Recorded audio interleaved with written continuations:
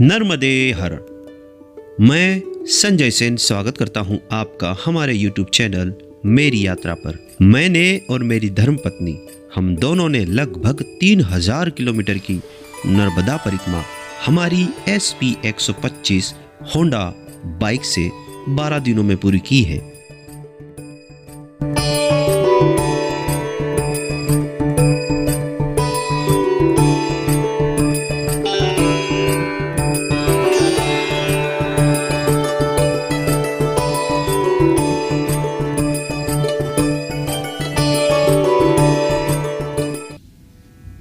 इसके पिछले एपिसोड में हम सियाराम बाबा के आश्रम भटियान बुजुर्ग गए थे, जहां हमने वहां पर दर्शन किए थे। इस वीडियो के एपिसोड में आप देखेंगे सालीवाहन महादेव, जो महेश्वर के अपोजिट साइड है, और यहां से हम जाएंगे लोहारा, जहां कपिलेश्वर महादेव है, और लोहारा से हम जाएंगे बड़वानी। नर्मदे हर। तो अभी हम भटियान बुजुर्ग, यहाँ सियाराम बाबा का आश्रम था, वहाँ पर रुके थे, दर्शन किए। और अब अभी जो डेस्टिनेशन है हमारी यात्रा की वो है सालीवाहन आश्रम, जो महेश्वर के अपोजिट है। हमारा गूगल मैप तो 28 किलोमीटर बता रहा है, लेकिन पूछते हुए जाना ही बेहतर है, क्योंकि कई सारे गाँवों से होते हुए रास्ते जाते हैं, तो सही रास्ता मिल जाए वो उचित रहता है, और शॉर्टकट हो जाए, थोड़ा समय बच जाता उससे। चलिए चलते हैं सालीवाहन। सियाराम बाबा के आश्रम भटियान बुजुर्ग से कसरावत की दूरी है 25 किलोमीटर, और यहीं से सालीवाहन महादेव जाने का एक अलग रास्ता होता है, जिसकी दूरी होती है 5 किलोमीटर। तो हम पहुंचेंगे सालीवाहन महादेव।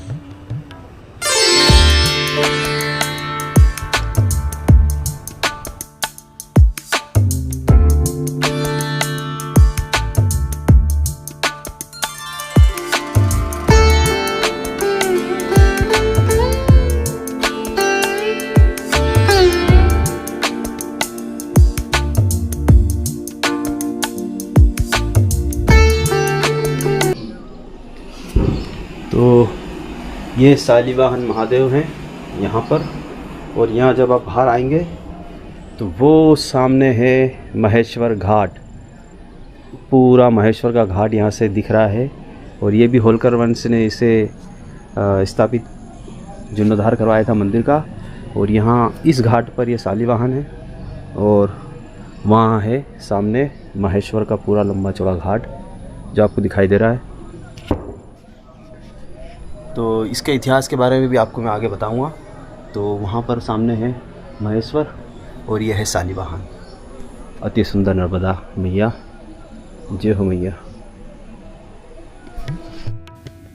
इस स्थान को कहते हैं श्री सालीवाहनेश्वर महादेव। शिलालेख की प्रतिकृति नर्मदा दक्षिण तट पर यह स्थित है।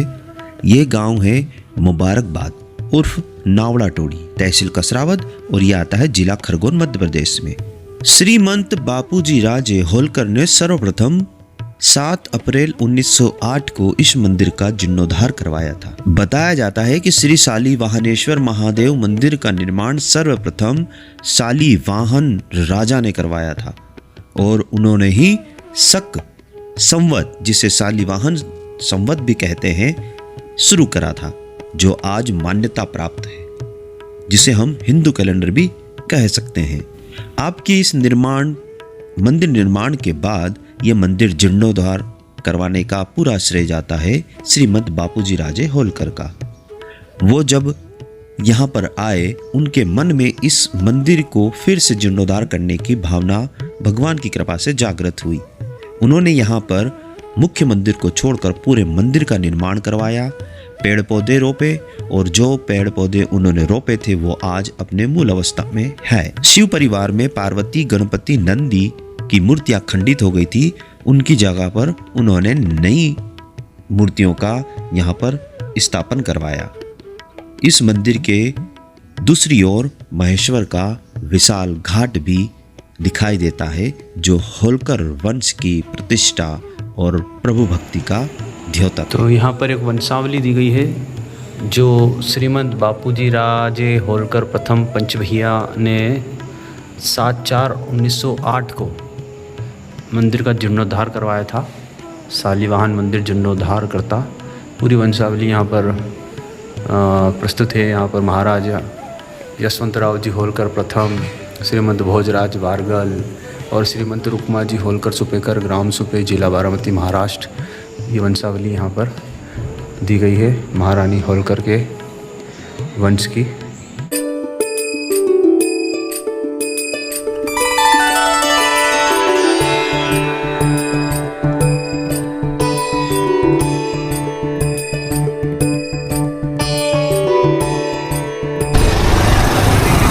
तो ये हमारे देसी मॉल है, मतलब या तो हाट बाज़ार होगा या फिर ये दीपावली है कल उसका बाज़ार सजा होगा है।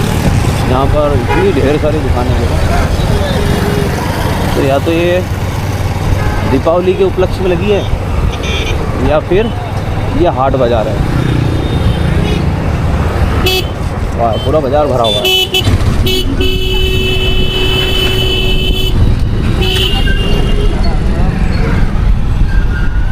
तो बाल समुद्र आ गया है। कसरावत से निकले अभी हम लोहारा जाने के लिए, कपिलेश्वर महादेव कपिल मुनि की तपस्थली के लिए। बड़वानी रोड पर है, बड़वानी से कुछ अंदर जाना पड़ेगा, मतलब रोड से।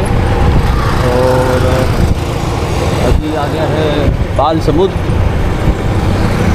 कसरावत से बाल समुद्र, खलखुर्द और ठिकरी जो 32 किलोमीटर की दूरी पर है, वहाँ हम पहुँचते हैं। यहाँ हमें नेशनल हाईवे 52 मिलता है। यहाँ से हम ठिकरी होते हुए लोहारा पहुँचेंगे, जहाँ पर कपिलेश्वर महादेव मंदिर स्थापित है।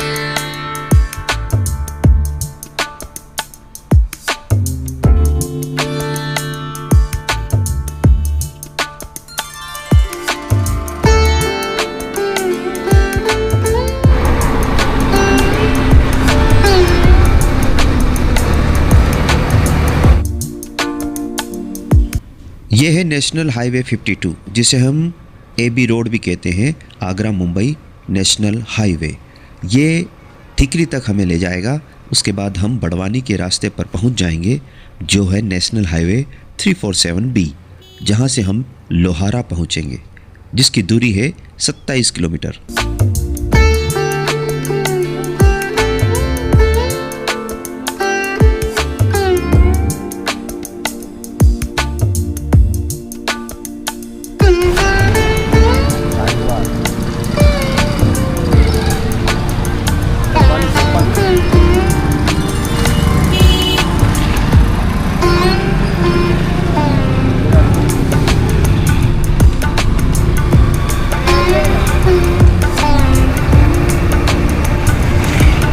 तो ठिकरी क्रॉस करके लोहारा जा रहे हैं और लगभग 22 किलोमीटर और है लोहारा। यहाँ से आधे घंटे का रास्ता और है।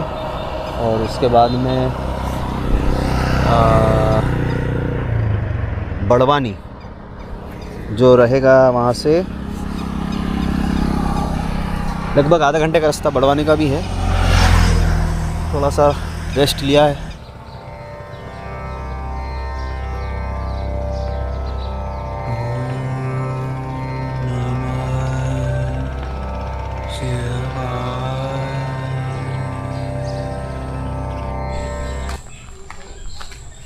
तो ये है ओम कपिलेश्वर महादेव मंदिर। सामने नर्मदा मैया है। सुंदर और शांत स्थान है ये कपिलेश्वर महादेव।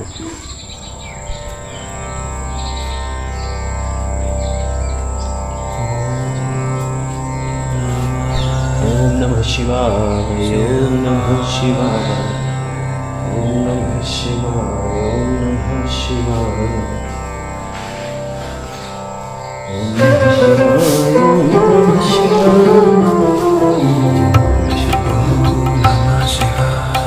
तो इस वक्त हम लोहारा नर्मदा मैया के किनारे एक गांव है, जहाँ पर कपिलेश्वर महादेव विराजित है और कपिल मुनि की तपस्थली बताई जाती है। अब यहाँ से हम बड़वानी को निकलेंगे। ठिकरी से लगभग 20-25 किलोमीटर आपको ये रहेगा, 5 किलोमीटर मेन रोड से, और यहाँ से लगभग 25 किलोमीटर भी ठिकरी, सॉरी बड़वानी जाएंगे।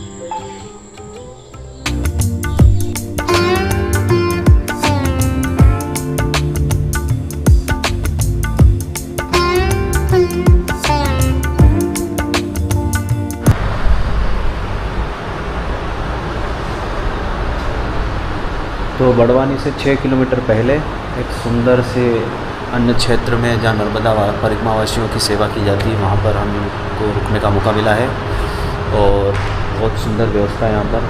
पूरा ये अन्य क्षेत्र, यहाँ पर शौचालय भी है, गद्दे हैं, साफ़ सुथरी व्यवस्था है और भोजन की तैयारी। वहाँ नर्मदा मैया की तस्वीर। और आज का सफ़र बड़ा ही अच्छा गुजरा। तो आज का जो सफ़र रहा वो लगभग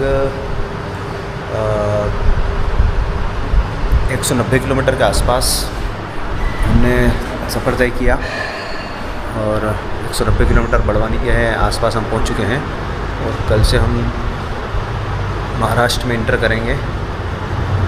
तो ओकारेसर से हम निकले थे, तो आज हमने बहुत सारे तीर्थ क्षेत्रों में, जैसे टोकसर गए हम। टोकसर में गौतमेश्वर महादेव के शिवलिंग की पूजा अर्चना करी।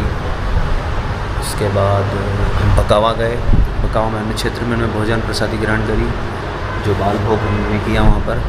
और उसके बाद हम सियाराम बाबा के आश्रम गए और वहाँ से फिर हम शालिवाहन आश्रम गए। तो इतने प्रसिद्ध और ऐतिहासिक पूजनीय स्थानों को आशीर्वाद लेने के बाद वहाँ से आज हम बड़वानी के आसपास पहुँच चुके हैं। पहला दिन यहीं पर, अभी स्नान करने के बाद मैया की आरती और फिर भोजन प्रसाद। तो नर्मदे हर। तो नर्मदे हर सभी को। नर्मदे हर। अभी हम आज पहले दिन की जो परिक्रमा है, आज हमारा पहला यहाँ पर स्टॉपेज लगा है और हमने आज बड़वानी तक की यात्रा करी। लगभग बड़वानी यहाँ से 8 किलोमीटर और ये गांव का नाम है तलुन खुर्द।